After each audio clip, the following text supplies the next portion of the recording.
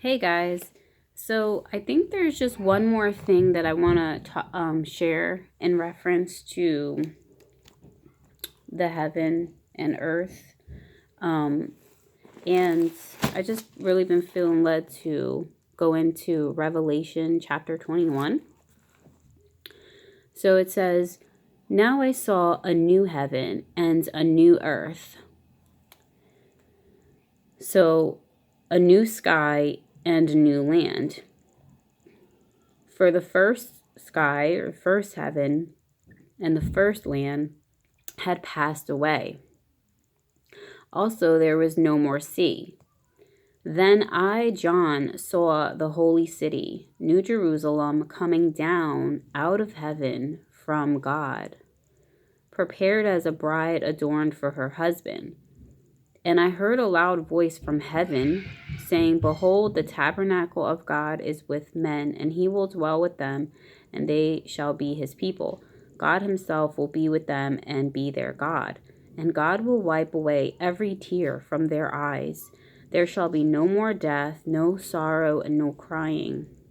There shall be no more pain, for the former things have passed away."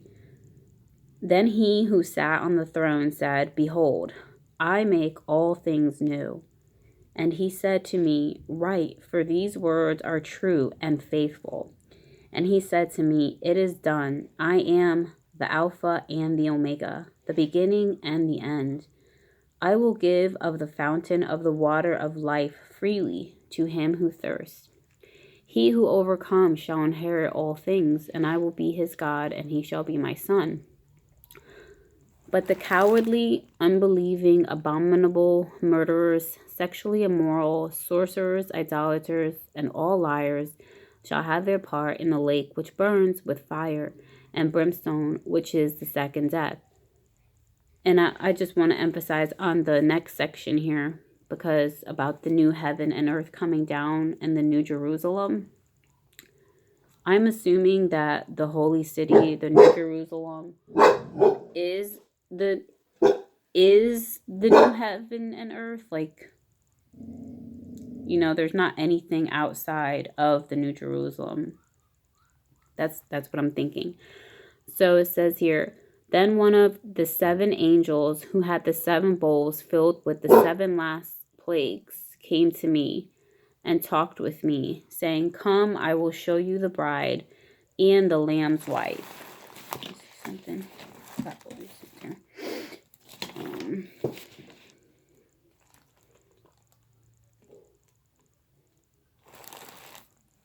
all right.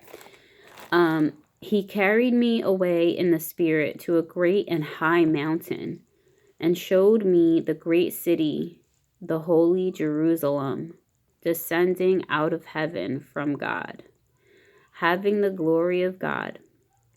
Her light was like a most precious stone, like a jasper stone, clear as crystal. That's probably where the term comes from, crystal clear. Also, she had a great and high wall with 12 gates and 12 angels at the gates, and names written on them, which are the names of the 12 tribes of the children of Israel.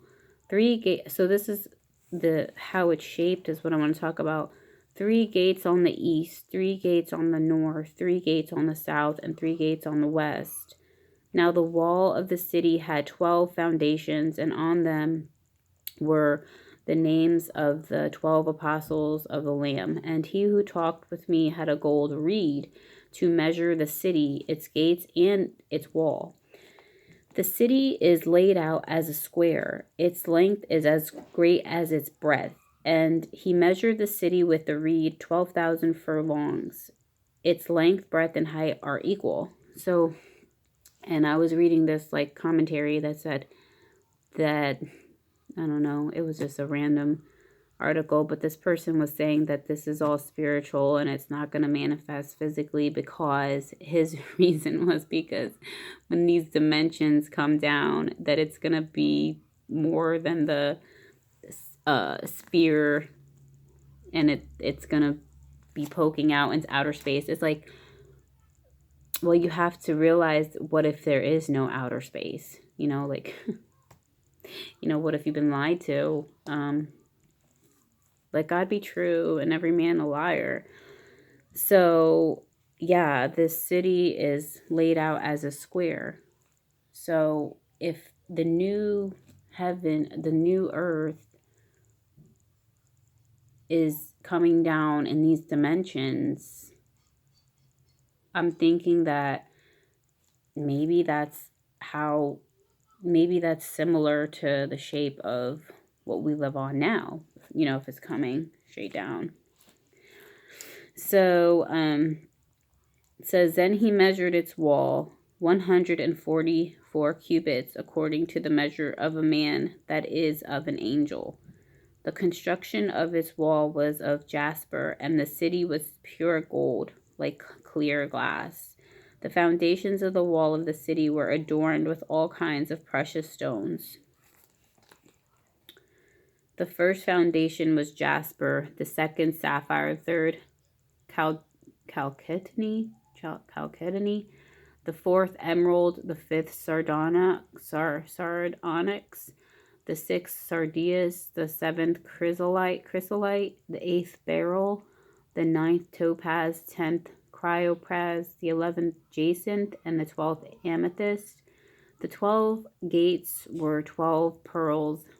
Each individual gate was of one pearl, and the street of the city was pure gold, like transparent glass. Then it says, but I saw no temple in it, for the Lord God Almighty and the Lamb are its temple. The city had no need of sun or of the moon to shine in it. So that's another interesting thing, right? There's not going to be a sun or moon.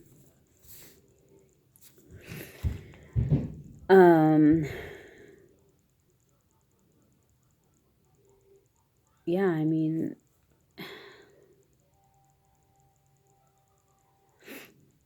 no more sun or moon. So, for the glory of God illuminated it. The Lamb is its light.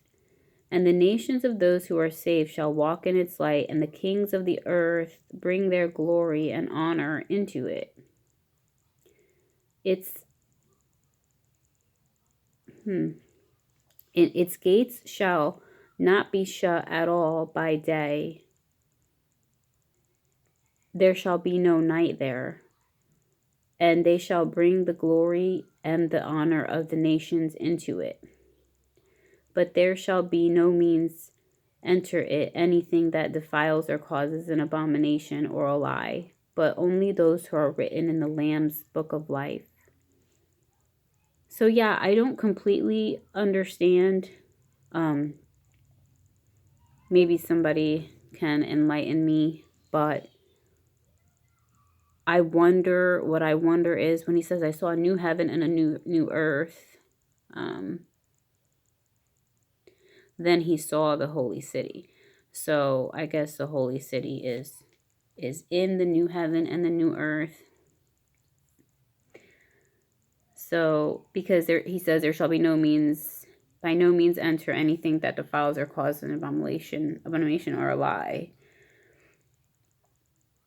It says, and he showed me a pure river of water of life, clear as crystal, proceeding from the throne of God and of the Lamb. In the middle of its street, and on either side of the river, was the tree of life, which bore 12 fruits, each tree yielding its fruit every month. The leaves of the tree were for the healing of the nations.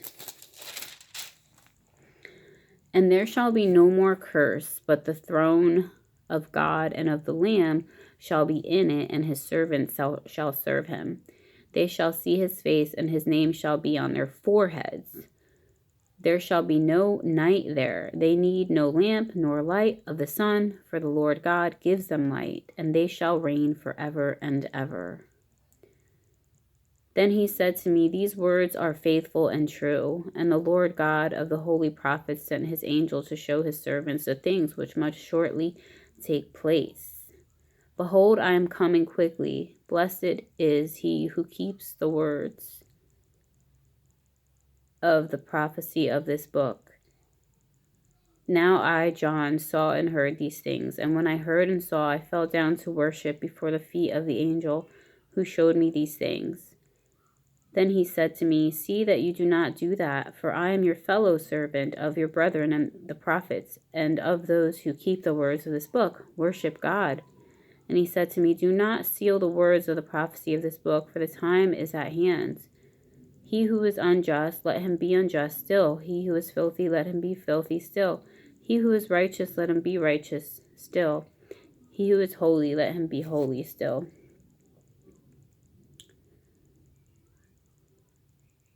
I am the Alpha and the Omega, the beginning and the end, the first and the last.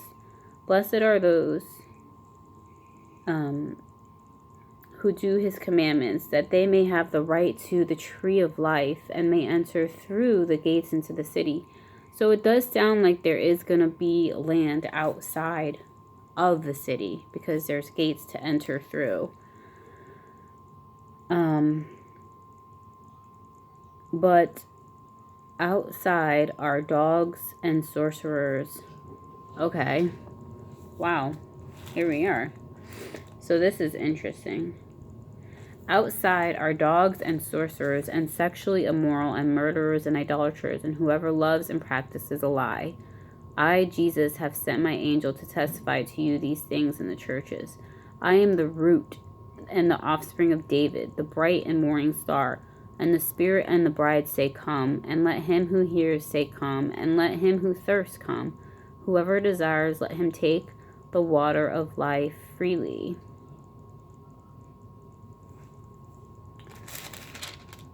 So, yeah. Okay, wow. That's actually the last chapter of Revelation.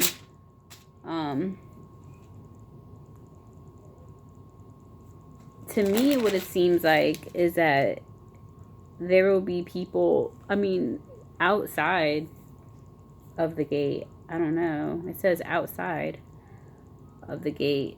So, I'm a little bit confused about that. At first I was thinking the city would take up the whole length of the new earth, but I guess I'm a little bit unsure about that now. So if anyone, wants to share about what they think about Revelation chapter 21 in reference to the new heaven and new earth and the holy city, just put it in a comment below.